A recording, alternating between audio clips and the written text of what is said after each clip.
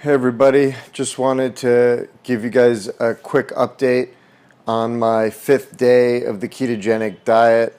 The reason why I think it's going to have to be quick is because I am getting intimately familiar with what is colloquially referred to as Keto-Flu, which is definitely real and is definitely not fun. That's what I'm experiencing now. I have a headache and some nausea. It was much worse in the morning, but yesterday I did a video about it being my first day in ketosis. So yesterday it was the 4th day on the ketogenic diet, but the first day where my body actually was in ketosis without supplementation. So by my reasoning, that means I must have been in ketosis.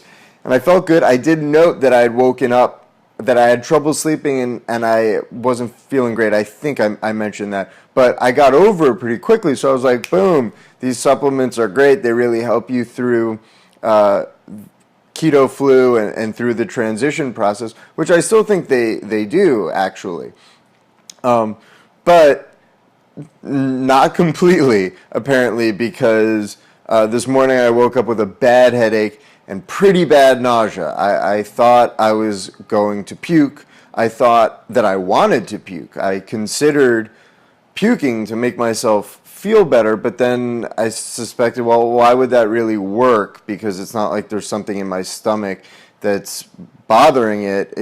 This is likely a side effect. I mean, everybody says they go through Keto-Flu. In fact, somebody in the comments section to one of my earlier videos said, hey, watch out for Keto-Flu. And I condescendingly, patronizingly, stupidly responded, oh, the supplements are supposed to help with that. And the commenter was right. Keto-Flu happens even when you're supplementing with exogenous ketones, perhaps especially if you're supplementing with those. Now, I think that the supplements do help. They provide electrolytes as well. They have salts in them. I suspect that a large part of Keto-Flu, and this is something else I read online, is due to the diuretic effect of the ketones that you're producing and ingesting. And so it's not entirely fair to blame the supplements. They're actually working. The effect is diuretic. You have to make sure you're consuming enough salt, potassium, sodium, and water to counter that effect. And so this morning I forced myself. I took less of the ketone supplement than I probably didn't need to. When I woke up, I was still in ketosis. I still had a decent amount of ketones in my bloodstream. I more took them to make sure that I was getting the salts, getting some more ketones because it wasn't high. It was on the low side, and making sure that my body had the fuel that it needed. If it's in ketosis, it needs ketones, it needs fats, it needs salts. So that's why I took a bit of the supplement.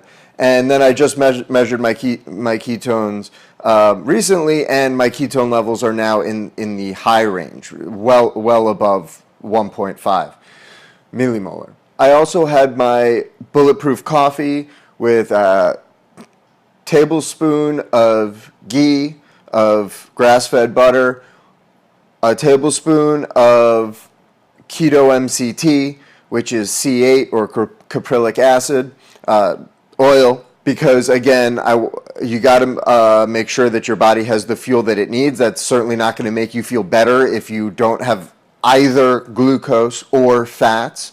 And if you're in ketosis, you've programmed your body to stop digesting glucose and start digesting fats.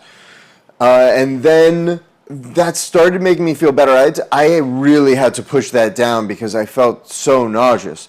But getting through, and I was worried too because swallowing all that fat, all that oil, it doesn't seem like a good combination with nausea.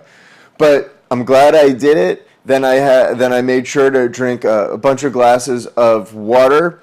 That further alleviated the symptoms. I'm now feeling much better. Theoretically, if you consume a substance that's typically inhaled through vapor or smoke that is commonly known to have anti-nausea effects, known for treating headaches and general pain, adding that substance to the recovery ritual could theoretically help get you through the Keto-Flu symptoms. So now I'm feeling at least good enough to talk to you, talk to the camera like this, talk about my experience and tell you, there were a few hours there where I was totally considering leaving the diet because as common as headaches and nausea are when you're in them, you'll do anything to get out of them. And I think I remember hearing that, those are similar symptoms too when you're withdrawing from heroin. That when you withdraw from heroin, you get flu-like symptoms. And I've heard from addicts and people in that world that the symptoms aren't much worse than a flu. The problem is that you know that a cure is really easy, which being consumption of that drug, consumption of heroin or cocaine or meth, whatever drug is causing the withdrawal.